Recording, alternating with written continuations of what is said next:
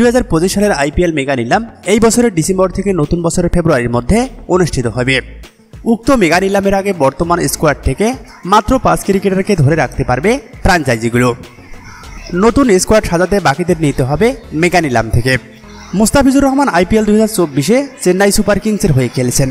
সেই টুর্নামেন্টে মোস্তাফিজ 9 ম্যাচে 14 উইকেট নিয়েছেন। এই টাইগার পেশা দীর্ঘদিন ধরে আইপিএলে সর্বোচ্চ বেতনের ক্রিকেটার এবং শীর্ষ বোলারদের তালিকায় জায়গা করে নিয়েছেন। এমনকি মোস্তাফিজুর রহমান দীর্ঘদিন ধরে আইপিএলের ইতিহাসে সবচেয়ে দামি ক্রিকেটার মিচেল স্টার্কের চেয়েও এগিয়েছিলেন।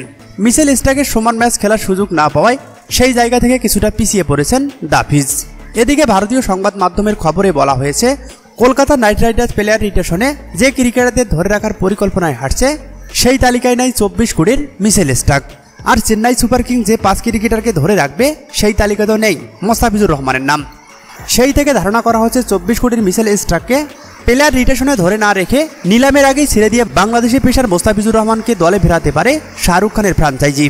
তাতে দামের পার্থক্যে মোস্তাফিজ অনেকটা পিছিয়ে থাকলেও 2025 সালে মিচেল স্টার্কের থেকেও ভালো সুবিধা পাবে কলকাতা নাইট রাইডার্স।